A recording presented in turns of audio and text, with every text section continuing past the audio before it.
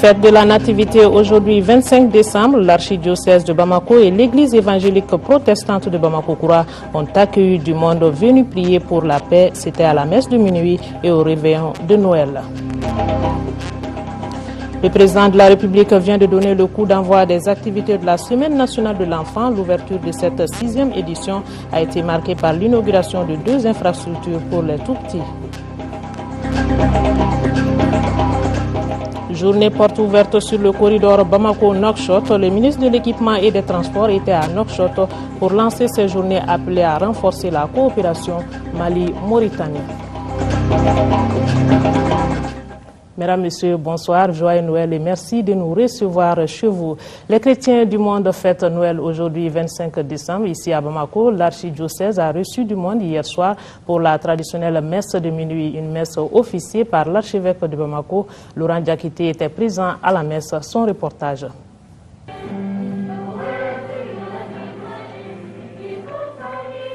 Noël, c'est la paix, le bonheur et la justice. C'est dans ce contexte que de nombreux fidèles de l'archidiocèse de Bamako se sont rassemblés à l'école de la cathédrale pour assister à la traditionnelle messe de minuit, la nuit de la Nativité. Pendant plus de 2 heures de temps, la chorale Christ Roi de la cathédrale a assuré l'animation par des chants de Noël devant le nouveau-né Jésus emmailloté et couché dans une crèche au pied de l'autel. Dans son homélie, l'archevêque de Bamako a d'abord rappelé le message du synode africain qui est une invitation à vivre en serviteur et en servante de la justice et de la paix avant de jeter un regard rétrospectif sur le monde actuel. Le spectacle de ce monde, ce sont les morts, les blessés au bord des mers, dans les conflits de toutes sortes. Que de misère et de détresse dans nos villes, avec toute cette jeunesse. Oui, quand vous circulez, regardez cette jeunesse. Et je me pose parfois la question, au fond, pour qui travaillons-nous? Pourquoi sommes-nous nés? Pour qui travaillons-nous? Ces jeunes qui, à longueur de journée, dans nos villes, investissent leur énergie à placer de brillantes pacotilles pour survivre. Oui, des brillantes pacotilles qui inondent nos marchés. Tu achètes, parfois tu ne peux même pas ramener à la maison, c'est déjà abîmé. Et pourtant on a acheté. Et ils sont là. Sinon, oui, pour survivre. Sinon, pour accumuler ce qu'il faut pour aller à la conquête du paradis convoité. Oui, pour qui? Pourquoi sont-ils nés? Toute cette jeunesse est-elle née? Et pour qui travaille-t-elle? L'archevêque de Bamako a également parlé de la dégradation des mœurs en faisant allusion au commerce des stupéfiants, des enfants, des prises d'otages, à la violence dans les rues, des règlements de comptes et des rivalités qui paralysent tout progrès. L'Eucharistie qui nourrit l'Église a été célébrée tard dans la nuit.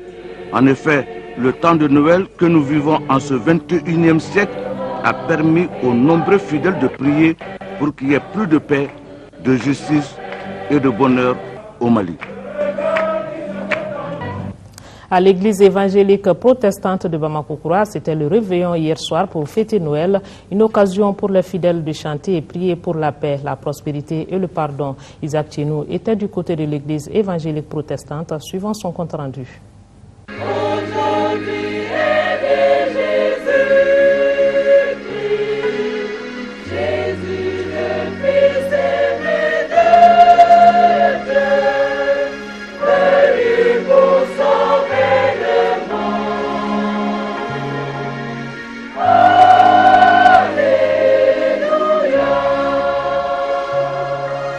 C'est dans la joie que l'église de Bamako-Koura, à l'image des églises du monde, a célébré la naissance de Jésus à travers un réveillon.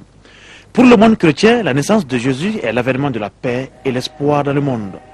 Cette année, la fête a lieu au moment où l'Afrique est secouée par des violences, des épreuves caractérisées par l'intolérance, des conflits ethniques, des famines et épidémies meurtrières, entre autres. Ce jour est une occasion pour les chrétiens en communion de cœur et d'esprit de confier cette Afrique à Dieu. Il est donc urgent que l'Afrique se tourne vers l'enfant de la paix, son seul espoir. Parce que Dieu est le facteur essentiel dans toutes les situations. Il connaît la situation de notre continent, quelle qu'elle soit. nous pouvons surmonter tous les dangers avec Dieu. Cela est vrai pour les problèmes qui se posent dans les foyers, dans la société, dans nos pays et dans l'Église. L'enfant de Bethléem, qui est aussi l'enfant de la paix, est notre unique espoir. Il nous aime d'un amour infini. Par la même occasion, le messager invite les uns et les autres à la repentance, à la réconciliation et au pardon. Noël nous rappelle donc l'accomplissement de la promesse faite en Éden et des différentes promesses faites par les prophètes de tous les temps. Noël nous permet de penser au prix de notre rachat, l'incarnation de Dieu, et nous impose une vie d'humilité et de partage. Noël, enfin, nous aide à reconsidérer nos voies, notre manière de nous comporter en lui, notre manière de nous comporter en famille, en société, pour que nous puissions être des canaux de bénédiction de Dieu pour les autres familles, pour toute la nation malienne. Noël, aux yeux du chrétien, n'est pas seulement un jour, une saison, mais un état d'esprit renouvelé à l'arrivée de Jésus. Noël, c'est aussi le moment de faire un clin d'œil aux enfants et c'est pourquoi le président de la République, accompagné de son épouse, a lancé cet après-midi la 6e édition de la Semaine nationale de l'enfant. C'était à la Cité des enfants et jusqu'au 31 décembre, la cité sera animée par des manifestations artistiques et culturelles pour les tout-petits. Nous y reviendrons tout à l'heure avec notre reporter Ibrahim Traoré. Les enfants opérés du cœur et malades du cœur viennent de bénéficier, eux, des cadeaux de fin d'année de la part de la Fondation pour l'enfance. Cette cérémonie de remise a été marquée par des témoignages d'enfants opérés et leurs mamans, ainsi que des prestations d'artistes. Tamsir Diabaté. Les enfants opérés du cœur et malades du cœur avaient du sourire aux lèvres ce vendredi 23 décembre à l'hôpital Mère-Enfant de Luxembourg. Et pour cause, en cette fin d'année, l'épouse du chef de l'État, Mme Touré Lobo Traoré, leur offre des cadeaux de tout genre. Ces enfants ont reçu leurs cadeaux du main de Mme Diawara Assetou Diakité, représentante de l'épouse du chef de l'État. Cette année, nous avons placé cette cérémonie au sein de l'hôpital Mère et Enfant pour mettre l'accent surtout sur les activités qui concernent les enfants malades du cœur et les enfants guéris du cœur. La cérémonie d'aujourd'hui s'est donné un peu de joie dans le cadre des fêtes de Noël. Ces enfants malades du cœur, il y en a beaucoup qui ont été guéris et surtout aux tout petits. Cette cérémonie a été l'occasion pour les enfants opérés du cœur, malades du cœur et leurs mamans de saluer l'accompagnement et le soutien de la Fondation pour l'enfance et l'hôpital Mère-Enfant de Luxembourg. Aujourd'hui, ils sont très nombreux à être guéris de cette maladie grâce au concours des personnes physiques et morales. L'hôpital Mère-Enfant, la Fondation pour l'enfance m'ont sauvé la vie. Parce que sans leur aide, je ne serais peut-être pas devant vous ce soir. Donc je les remercie vivement. Au nom de tous les enfants opérés du cœur, merci à la Fondation pour l'enfance et merci à l'hôpital Mère-Enfant.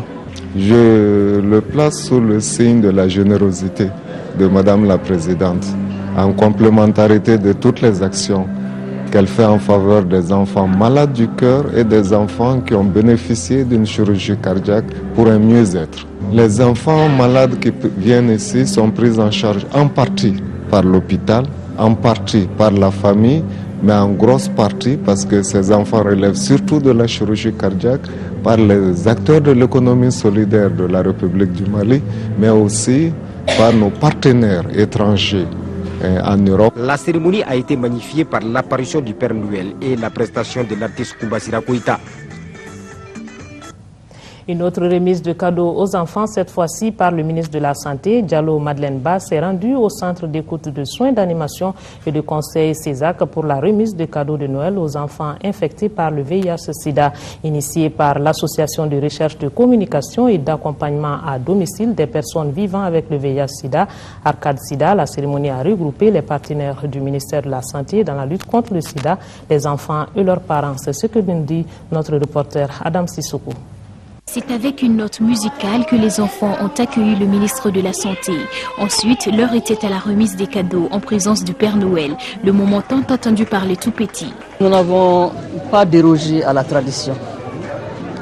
Cette fête organisée pour les enfants infectés par le VIH-Sida permet, à notre avis, à leur donner un sourire pour qu'ils se sentent comme tous les autres enfants du monde. Vraiment, j'ai ressenti beaucoup d'émotions. Mais ce qui m'a réconforté, c'est que ces enfants sont heureux. Ces enfants sont bien soignés. Ces enfants sont bien entretenus. Ces enfants, eux-mêmes, aujourd'hui, se sentent bien. Et je pense que vraiment, ça, nous devons en être fiers.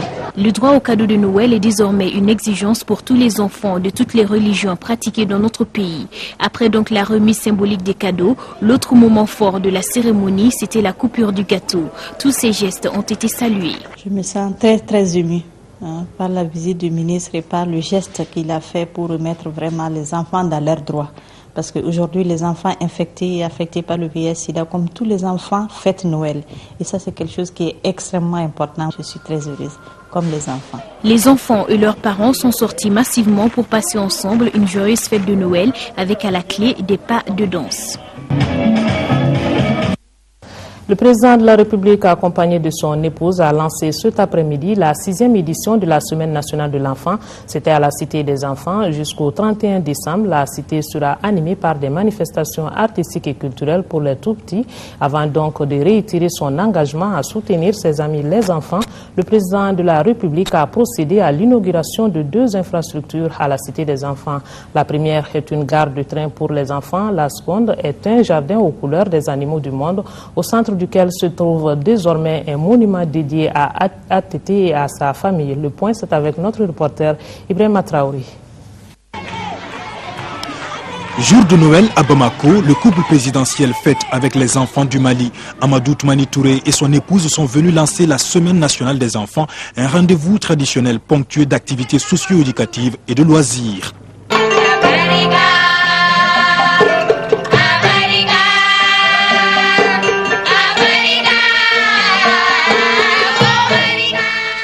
Monsieur le Président de la République, ami des enfants, l'enfance, selon Jean Cocteau, c'est ce qu'elle veut. Elle veut sortir de l'enfance. Cependant, les enfants du Mali hésitent parce qu'ils ne savent point, ils ne veulent point sortir de l'enfance pour demeurer éternellement votre ami d'une part. D'autre part, ils tiennent à s'approprier de votre amour, de votre enseignement, de vos leçons, de votre bienveillance pour hisser très haut votre flambeau que vous les avez remis le 31 décembre 2010, ici même à la Cité des enfants. Cette année, l'événement s'adresse aux enfants en situation difficile encadrés par les centres d'écoute communautaire. Les différents CEC de la capitale ont défilé devant le chef de l'État pour lui faire part de leurs préoccupations. Des préoccupations relatives notamment à leurs conditions de vie dans les centres et surtout à la prise en charge des enfants malades du sida. J'invite la population et l'ensemble des partenaires réunis ici de bien vouloir placer ces structures au cœur de leur stratégie de défense des droits de l'enfant afin qu'on puisse trouver ensemble des solutions appropriées aux maux qui minent aujourd'hui la mise en œuvre effective des droits de l'enfant, tout en accordant une attention particulière à ceux ayant besoin de mesures spéciales de protection. Cet appel a été entendu par le Père Noël, venu avec une pléiade de cadeaux à bord de cet avion Air Cité des enfants. Dans la foulée, l'on a rendu un vibrant hommage à Touré Lobo Traoré, présidente de la Fondation pour l'enfance, pour ses efforts en faveur des enfants du Mali. Des enfants du Mali qui disposent désormais de nouvelles infrastructures pour se divertir au sein de la cité. D'abord, ce petit train de l'espace manège. Il est constitué d'une locomotive et de 4 wagons avec 16 places pour enfants. Amadou Toumani Touré a également inauguré le grand jardin de la cité. Ici, c'est une véritable invite au voyage dans le monde des animaux. Au cœur de cet espace est érigé désormais le cadeau de Noël des enfants offert au président de la République et à son épouse. On m'avait parlé d'une surprise, eh bien, j'ai vu Samori sur son cheval, mais j'avoue que je ne m'entendais pas du tout. Peut-être plus tard, de voir ATT également sur un cheval avec le drapeau du Mali. Je pense que ça, c'est l'un des souvenirs qui va me rester au fond de mon cœur, et pendant et pour toujours. Je pense qu'une impulsion nouvelle a été donnée. Cette impulsion nouvelle s'est traduite aujourd'hui par d'abord la manifestation, que ça fait 2 jours ou 3 jours que je suis là pour ça. Et d'autre part également, nous avons visité le jardin des enfants. Ce jardin des enfants est un jardin zoologique par région et par groupe. Les carnivores et les herbivores, la vie, en tout cas de ces animaux, dans leur milieu naturel, les villages avec tout cela que ça combat dans une concession villageoise. Je pense qu'aujourd'hui c'est une école à ciel ouvert. C'est une école qui permet à des enfants de ville et de cité d'approcher, de toucher des animaux, de les voir. Un jardin zoologique auquel on peut s'approcher sans menace ni danger. Et je voudrais vraiment profiter de l'occasion qui m'est offerte pour dire mes sincères félicitations. D'abord au gouvernement de la République du Mali, au ministère de la promotion de la femme, mais plus singulièrement à la directrice, à l'ensemble du personnel de la cité des enfants du Mali. C'est donc tout heureux que le couple présidentiel et les enfants se sont quittés. Les tout petits ont encore une semaine pour profiter des activités artistiques, culturelles et sportives, mais aussi et surtout des séances de contes et autres jeux de société.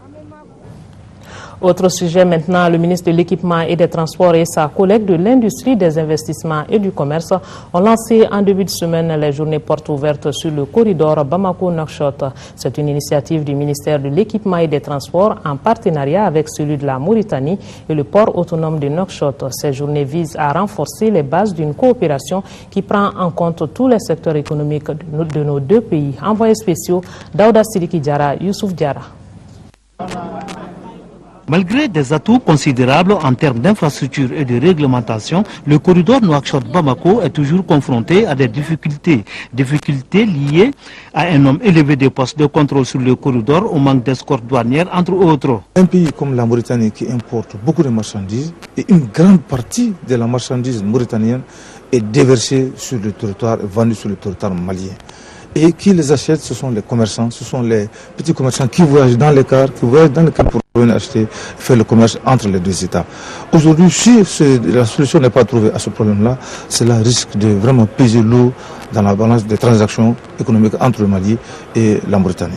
Les opérateurs maliens viennent de dire qu'il y a 38 postes de contrôle sur le territoire mauritanien. Cela est impossible et cela est injuste. Et donc notre rôle, c'est de voir avec le patronat de Mauritanie, les autorités mauritaniennes, pour que ceci cesse et que ça s'arrête. Nous avons décidé, les autorités mauritaniennes et les autorités maliennes, de prendre ce problème-là à bras de corps. Voilà qui explique l'organisation de ces journées portes ouvertes sur le corridor Nouakchott-Bamako.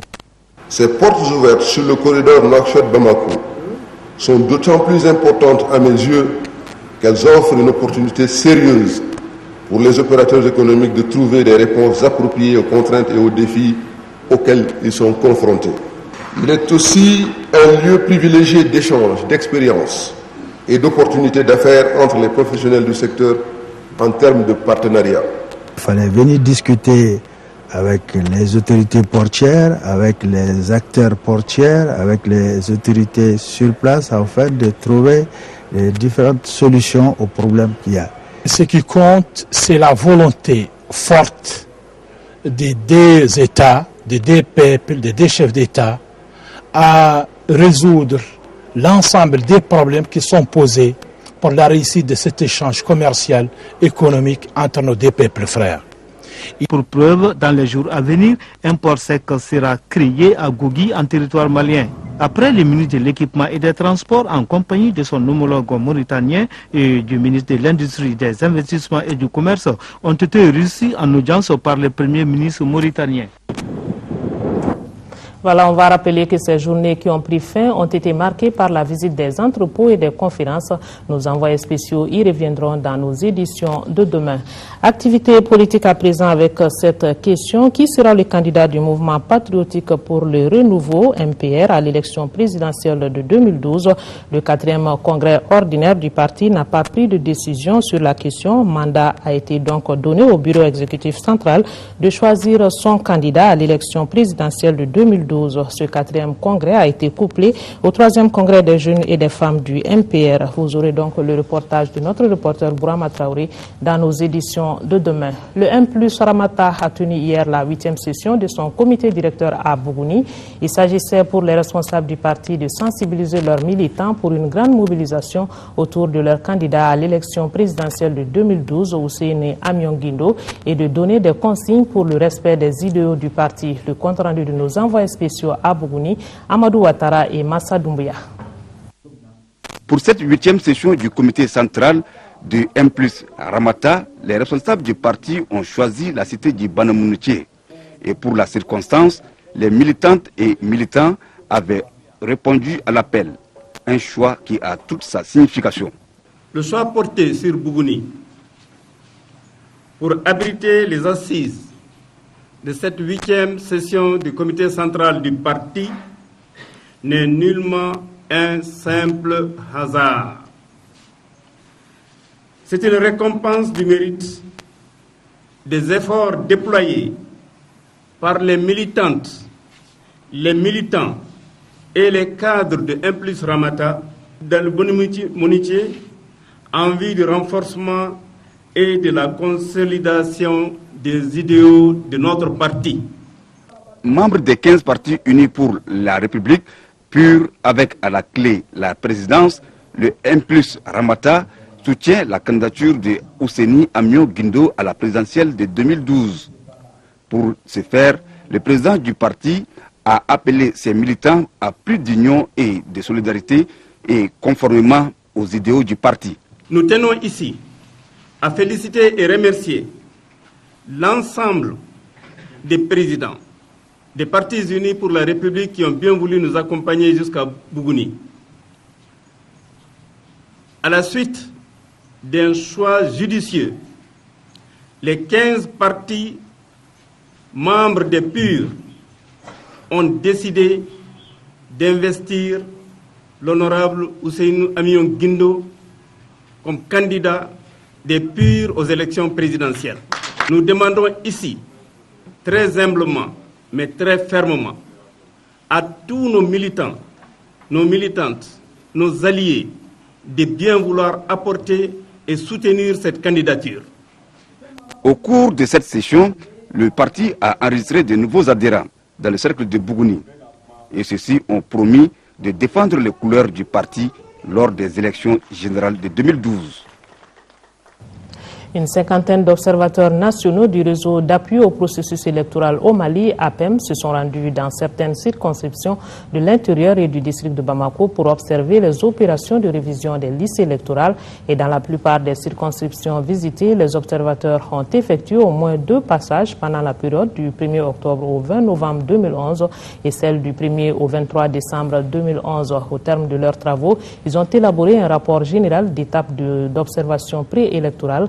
Le document a été présenté hier après-midi à la presse. Nous allons donc découvrir le contenu du dit rapport dans ce reportage de Bourama Traoré. Les exemples sont rares, il faut donc les célébrer. Le réseau d'appui au processus électoral au Mali, APEM, en est un.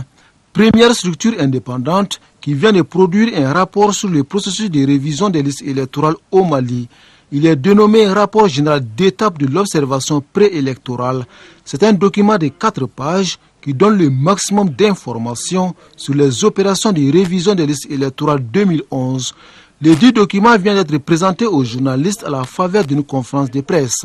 Cette initiative d'observation préélectorale nationale du réseau APEM, qui est la seule structure de la société civile à réaliser cette prouesse de l'avis des commissions visitées, a été unanimement appréciée et saluée par les commissions administratives qui s'en sont senties réconfortées. Ce rapport concerne les étapes antérieures au 23 décembre 2011 et ne saurait être considéré comme le rapport général d'observation préélectorale. La cinquantaine d'observateurs nationaux ont travaillé sur les règles et procédures de révision des listes électorales, la représentation des partis politiques au sein des commissions administratives et les difficultés des opérations. L'exercice au terme duquel les observateurs ont fait un certain nombre de constats. L'absentéisme au sein des commissions administratives, il est rare de trouver sur place les 2/3 des membres d'une commission en même temps. Il y a aussi l'absence de la CENI au niveau des commissions administratives. Au regard des difficultés ci-dessus et pour une amélioration du processus de révision des listes électorales, le réseau APEM recommande la création de structures pérennes, professionnelles en remplacement des commissions administratives. Le rapport général d'étape de l'observation préélectorale recommande également la poursuite et le renforcement du dialogue autour du processus d'élaboration d'un fichier fiable et consensuel. Le dit rapport sera bientôt soumis aux structures chargées de l'organisation des élections, en l'occurrence l'administration territoriale, la délégation générale aux élections et la commission électorale nationale indépendante. Nous ouvrons un autre chapitre de ce journal, celui du développement local. Environ 318 millions de francs CFA, c'est le montant prévu pour l'aménagement de la plaine de Kobokoto, commune de Walia, cercle de Bafoulabé. Grâce à l'Agence de développement rural et de la vallée du fleuve Sénégal, avec l'appui de la Banque mondiale, la culture du riz sera relancée à Kobokoto, où 167 hectares seront aménagés. Bouakar Sissoko et Mamadou Lamine Sissoko sont allés voir à Kobokoto. Kobokoto est un village réputé dans la culture du riz dans la commune de Walia. Cette production se faisait de manière traditionnelle. Avec ces travaux qui viennent de démarrer, ils permettront à Kobokoto de relancer la culture du riz. Il s'agira pour l'Agence de développement rural de la vallée du fleuve Sénégal, ADRS, d'aménager la plaine de Kobokoto, soit 167 hectares. On est dans un milieu pastoral, il faut vraiment donner de l'eau aux animaux pour éviter les conflits entre les exploitants et les éleveurs. Donc le premier ouvrage va consister à bloquer vraiment un volume d'eau qui va servir vraiment à l'avènement. Le deuxième va permettre vraiment à la riziculture. Cet aménagement consistera à réaliser 5 ouvrages au niveau de la plaine pour faciliter l'irrigation. Ces travaux sont estimés à plus de 318 millions de francs CFA sur un financement de la Banque mondiale. La plaine, une fois aménagée, doit permettre au village d'atteindre la sécurité alimentaire et d'augmenter les revenus des habitants. Cette action de l'État dénote qu'il a pour souci constant la réalisation rapide d'infrastructures pour le bonheur de nos populations. Je puis vous affirmer que les populations de la commune de Walia et les autorités communales feront bon usage de cet instrument de développement et veilleront jalousement sur ces infrastructures qui seront réalisées. Après le village de Kobokoto, les responsables de l'ADRS sont arrivés à Djoubeba, toujours dans la commune de Walia.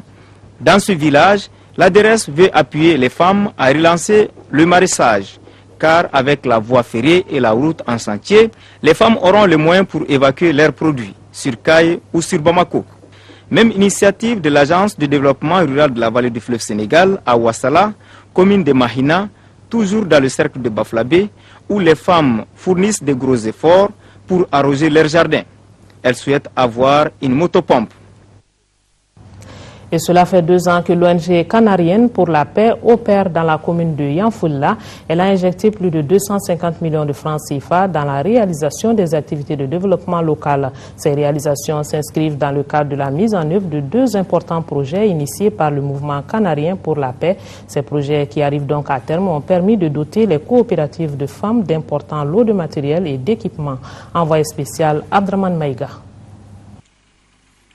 2 périmètres maraîchers d'une superficie totale de 8 hectares contenant des salles d'alphabétisation, des hangars de puits à grand diamètre, des magasins et des logements pour gardiens. Le tout pour un coût global de plus de 250 millions de francs CFA. Telles sont les réalisations effectuées en 2 ans par le mouvement canarien pour la paix dans la commune de Yanfolila, en 3e région. Ces réalisations s'inscrivent dans le cadre de la mise en œuvre de 2 importants projets initiés par le mouvement canarien pour la paix au profit de 2 coopératives de plus de 200 femmes de cette localité. Ces programmes concernent le projet appui au développement communautaire de Yanfolila et le projet pont et périmètre Yanfolila. Ces programmes qui arrivent à terme le 31 décembre prochain avaient entre autres objectifs de favoriser l'autonomisation des femmes, de lutter contre la pauvreté et d'assurer l'autosuffisance alimentaire dans le cercle de Yanfolila. L'objectif global que nous visons à travers ces 2 projets-là, c'est de renforcer la sécurité alimentaire dans la commune de Ouassoulou-Balé. Ça, c'est l'objectif global. L'objectif spécifique, c'est de créer des emplois permanents pour les femmes sur place qui puissent les permettre de mener des activités toute saison et de générer des revenus au niveau de ces foyers-là. Et en même temps de renforcer la nutrition au niveau de ces foyers à travers la consommation de fruits et de légumes. Pour clôturer ces importants projets de développement local, la présente cérémonie a été organisée. Cérémonie au cours de laquelle d'importants lots de matériel et d'équipements viennent d'être remis aux coopératives de femmes de Yanfolila. Le lot se compose entre autres de plateformes multifonctionnelles, de groupes électrogènes, de motoculteurs, de motos-charrettes, de 80 brouettes et de divers matériels de maraîchage pour plus de 10 millions de francs CFA. Je puis déjà les rassurer. Les populations bénéficiaires sont engagées sous le suivi bienveillant de leurs services techniques à une utilisation judicieuse et responsable de ces acquis précieux. En attendant l'arrivée dans la zone d'un autre projet d'extension des espaces réalisés pour le maraîchage, il est important pour les membres du comité de gestion d'entreprendre des actions pour consolider les acquis de ces deux projets de développement. Des projets dont l'atteinte des objectifs permettra assurément de donner plus d'autonomisation aux femmes de Yanfoulila à travers la création des activités génératrices de revenus et la lutte contre la pauvreté en milieu rural. Le 20 et 21 décembre dernier s'est tenu à Gourmararousse le forum sur le développement du cercle, une deuxième édition marquée par des conférences débats sur les entraves au développement du cercle, la sécurité alimentaire, la visite de certaines réalisations. Les travaux de 2 jours ont abouti à plusieurs résolutions et la rencontre a réuni les représentants des 9 communes du cercle, les acteurs du développement et les autorités administratives. Nos envoyés spéciaux Agali Agagissa et Sidiki Touré. Qui oublie son point de départ rate sa destination, a-t-on l'habitude de dire. Animés de cet esprit, les ressortissants du cercle de Gourmararousse ont affronté les difficultés d'une route défiant tous ses usagers pour rencontrer les couches sociales et les acteurs au développement du cercle à la faveur d'un forum. Ces éditions-là ont fait beaucoup d'impact. Le premier impact d'abord, c'est que ça a créé la cohésion, l'enthousiasme, la rencontre, l'échange. C'est pourquoi les échanges de 2 jours ont porté sur plusieurs thèmes, à savoir la sécurité alimentaire, les entraves au développement du cercle, le nouveau découpage territorial du Mali.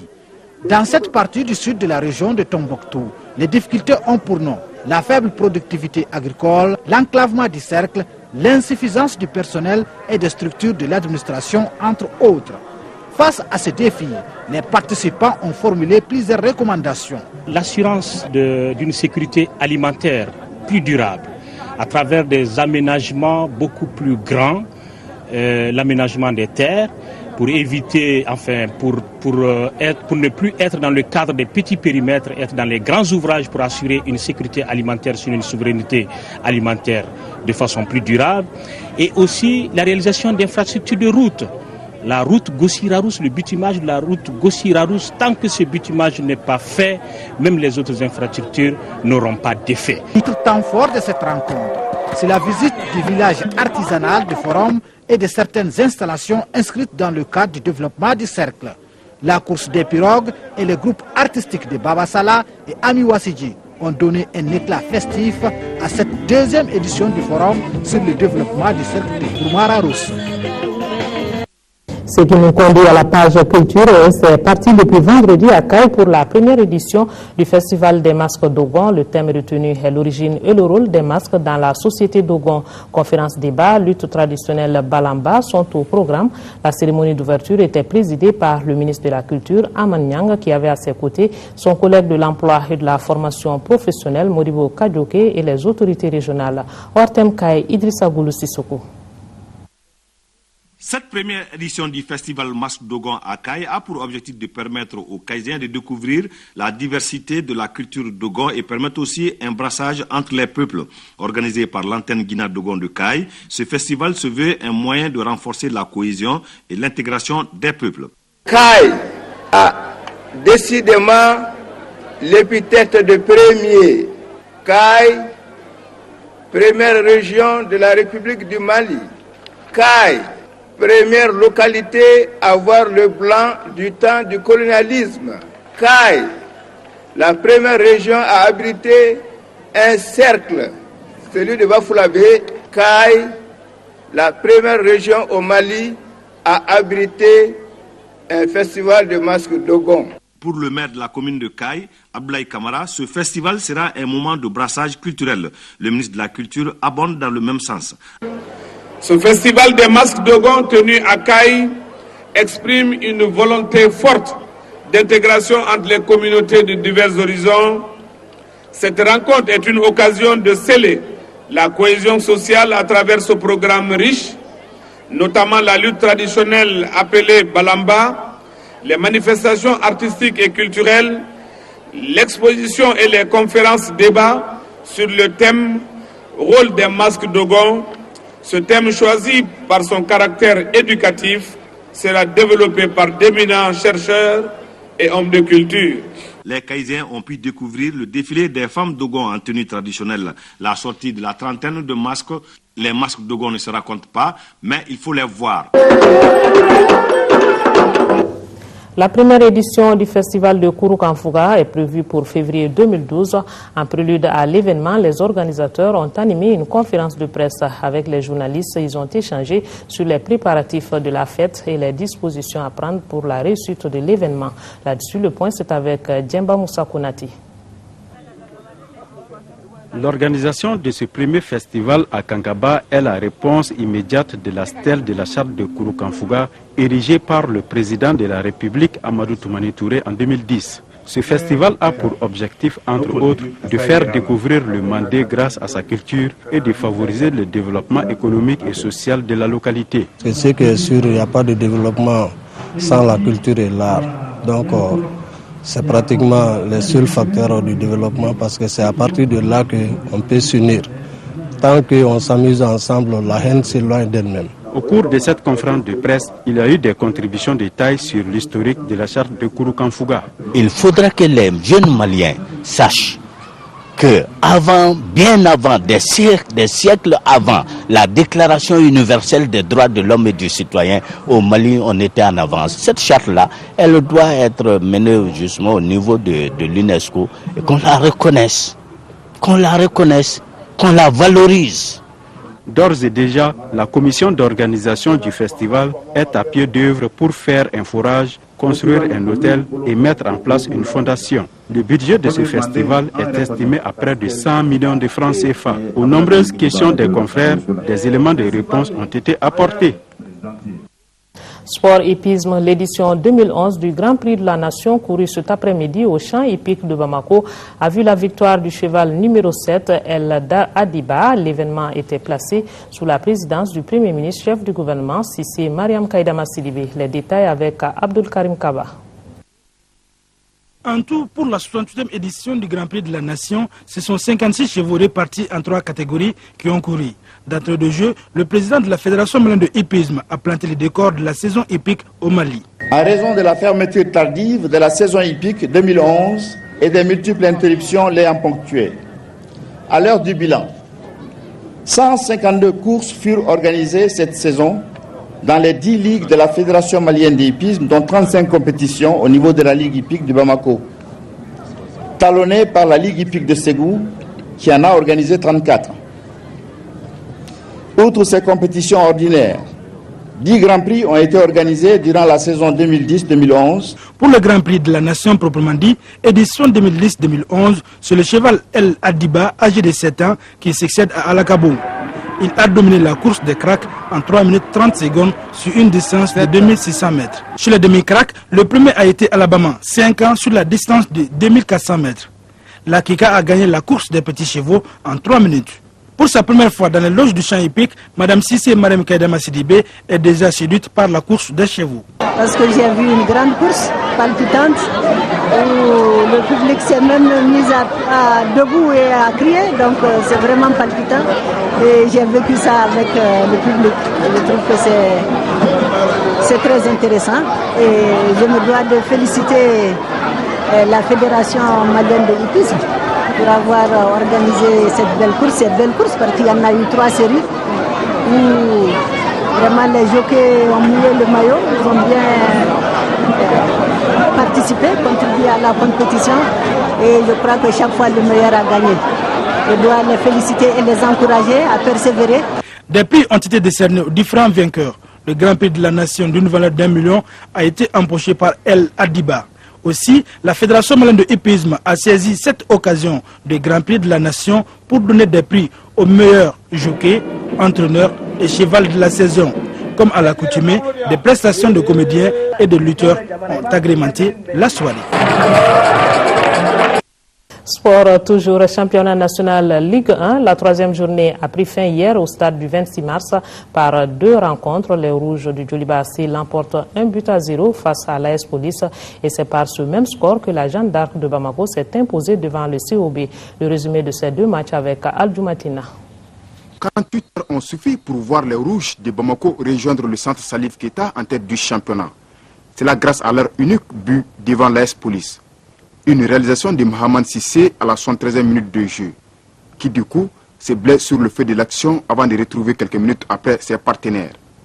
Malgré son état fragile, l'international junior du Djoliba, très réunion depuis son entrée, inscrit un deuxième but. Mais le référé assistant signale une position illicite. Dans l'ensemble, la rencontre est d'un niveau technique moyen. Ce sont les Rouges, sous l'impulsion de la Diakité, de retour au Bercail, qui semblent avoir la maîtrise de la partie. À l'image de ce centre parfait du revenant pour Bokar Bangoura à la 21e minute. Après cette shot alerte, l'AS Police réagit, mais passe à côté de l'ouverture du score à la demi-heure par Aguissa Ag Al-Maïmouna. Sans être éblouissante, l'équipe de Heramakono assure l'essentiel. Le match il a été un peu difficile, on a pu marquer un but, et moi je pense que c'est les 3 points qui comptent. Dans le camp adverse, l'on est satisfait malgré la défaite. Nos gosses ont bien joué, hein. Ils ont été énormes ce soir. Ils se sont battus sur tous les ballons, mais face au Djoliba, c'est pas évident. Le Djoliba, c'est les prétendants au titre. Donc nous, on est une équipe modeste, on cherche à se maintenir en première division.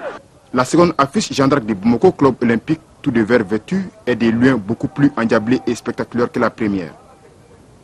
Les occasions de but sont visibles des deux côtés. Sauf que le réalisme n'est pas au bout durant les premières 45 minutes. Le retour des vestiaires fait du bien au bleu-blanc de la Jeanne d'Arc. Ils s'offrent d'énormes caviars avant de décanter finalement la situation à la 75e minute de jeu par leur avant-centre Bougadari Fomba. 1-0 pour la GIA. Très heureux, surtout de la part des deux équipes. Ils ont bien mouillé le maillot. C'était très content. Mais quand même, quel qu'en soit, il faut un vainqueur ou un vaincu. Un match de football dure 90 minutes. Tu dois rester concentré jusqu'au dernier coup de sifflet final. Je crois qu'en ce moment, nous, on doit beaucoup se fixer sur les problèmes mentaux au sein de nos joueurs. Parce que franchement, là, ils sont en perte de confiance. Il faut qu'on soit à côté d'eux, de leur dire que ce n'est que le début de la saison. Avec ces résultats, les hommes de Seydina Oumarso enchaînent leur deuxième victoire. Pendant que le club olympique de Banco marque de nouveau le pas avec 1 point en 3 sorties. La 3e édition de la Semaine nationale du sport scolaire a donné son coup d'envoi hier au stade Modibo Keïta. La cérémonie d'ouverture a regroupé l'ensemble des responsables scolaires et partenaires de l'école. Et durant une semaine, les académies d'enseignement du Mali rivaliseront en athlétisme et en football. En match inaugural, l'académie d'enseignement de Bamako, Rive Gauche et Koulikoro ont fait match nul, 1 but partout. Compte rendu Diarako Nati. Toutes les académies d'enseignement du Mali se retrouvent pour soutenir les actions de dynamisation du sport scolaire qui demeure l'une des priorités du ministère de l'Éducation, de l'Alphabétisation et des langues nationales. Le sport, au-delà du renforcement des capacités individuelles, physiques et mentales, reste un véritable langage universel, facteur d'amitié et de paix. C'est la raison pour laquelle l'éducation physique et sportive et le sport scolaire inscrits dans les missions de l'école sont des impératifs d'éducation. Des impératifs parce qu'on sait que la réussite n'est pas uniquement fonction de la quantité des enseignements suivis. Elle dépend aussi de la cohérence du projet éducatif et de sa capacité à assurer le bien-être des élèves. Il n'y a rien de tel que l'activité sportive pour favoriser l'épanouissement personnel, sans parler de ses atouts en matière de santé publique. Pour le match d'ouverture de cette 3e édition de la semaine du sport scolaire, l'académie de Koulikoro en bleu est face à l'académie d'enseignement Bamako Rive Gauche. Après le coup d'envoi pour 2 fois 45 minutes, les bleus de Koulikoro tiennent en échec Bamako Rive Gauche, 0-0 à la mi-temps. À la reprise, le suspense persiste. Les blancs de Bamako Rive Gauche ouvre le score. But inscrit par Yaya Touré à la 60e minute. Les visiteurs menés changent de tactique. Ils obtiennent 2 pénaltys. Madame Sampi met le premier au-dessus de la barre transversale. La défense de la rive gauche de Bamako, sans pitié, accroche encore dans la surface de réparation. Amadou Diallo, sans souci, bat le portier. 1-1. L'académie d'enseignement de Bamako rive gauche et celle de Koulikoro se partagent les points. La finale est prévue pour le 30 décembre au stade Modibo Keïta. La page noire de cette édition, le lion de Bala, le grand chasseur de Badougou, le vieux Bala Gimba Diakité n'est plus. L'un des derniers survivants de sa génération, celui qui aimait à s'appeler Bala Kono, s'en est allé ce dimanche 25 décembre 2011 à l'âge de 94 ans. On se souvient, il était le parrain du festival Kori. Il y a 2-3 ans, notre portraitiste Sori Ibrahim Keita l'avait rencontré dans son fief à Bala et à Bamako. Nous vous proposons ici les temps forts de ce clin d'œil sur ce grand homme de la culture malienne. Ne Balaji Mare. Balaji Badjirite Kabo Balaya. Oneli. Mbaye ne maketa mfa flabe sur Badjirite Jigi Jigite. Hamalani mo. Bari maji tiyakuna kadu zagala tiyana gonyekana. Adibula blatiana hero kujina sadi makoseki. Produgu ni furakana jikimbala bala sabani bala kunubali nongam furugoro amade barunzan. Akona kafana kinya kafana ko alata atinya di. Mufati ka dongo hori bati ka dongo di nyawono. Fugari ta ka dongo di jide ta ka dongo di yekene. Mulani ta ka dongo hori nukumata ka dongo di nafati ta ka dongo di nyawono.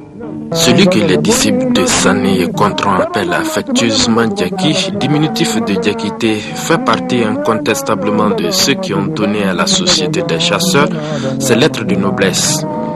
Aujourd'hui octogénaire, le narrateur de talent de cet univers ésotérique se retranche dans son village situé à 69 km de Bamako, sur la rive droite du Niger.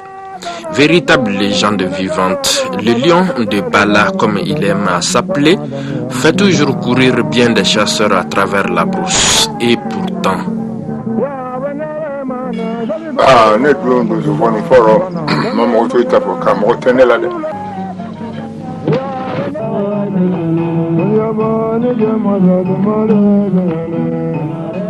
L'homme, à l'image de son univers réservé aux seuls initiés, entretient un mythe qu'aucun esprit cartésien ne saurait saisir.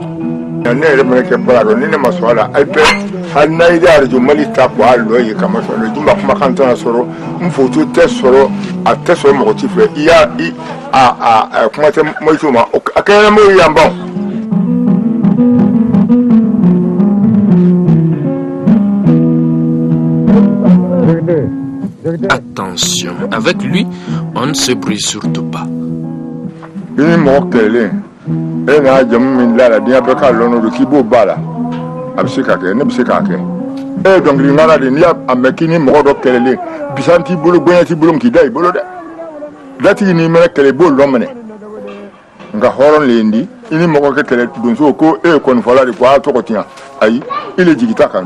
Grand admirateur des hommes valeureux comme Syria Mambi Mandemori, le conteur supporte mal les propos d'un trouble fait qui sonne comme un gong dans ses oreilles. Voilà,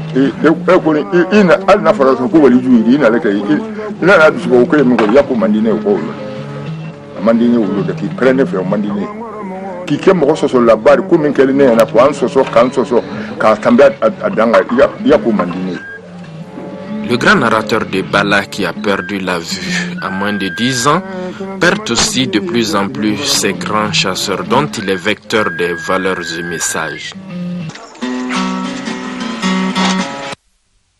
Voilà, on va rappeler que les obsèques de Bala Gimba Diakité sont prévues pour jeudi prochain à Bala, à une 60aine de kilomètres de Bamako. Et puis, l'actrice principale de l'Opéra du Sahel, Bintou Wéré, est décédée le mercredi 21 décembre 2011 suite à un accident de la route entre Fana et Konobougou. Et c'est avec beaucoup de consternation que le monde des artistes a appris le décès de Djenebo Kone, connu sous le nom de Bintou Wéré. Bintou était devenue une artiste complète selon les responsables de la culture malienne, danseuse, actrice de cinéma, guitariste. Elle a participé à toutes les avant-premières de l'Opéra du Sahel, notamment à Amsterdam et à Paris, sans oublier la tournée africaine en Mauritanie, au Burkina Faso et au Sénégal. Native de Ségou, Bintou a joué dans beaucoup de films. Comme actrice, elle a été accompagnée en sa dernière demeure par de nombreux amis, collaborateurs et parents inconsolables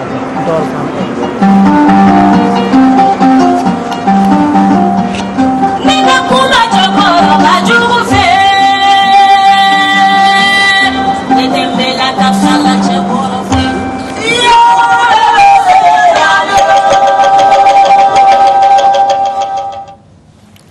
Et après ce journal, vous pourrez suivre Question d'actualité qui reçoit aujourd'hui le ministre de l'Économie et des Finances, Lassine Boiré, une émission qui intervient dans un contexte marqué par la hantise d'une insécurité alimentaire et des élections générales annoncées. En somme, vous saurez tout sur l'état de santé de l'économie malienne ainsi que sur les relations avec les partenaires financiers. Question d'actualité, c'est à partir de 21h30.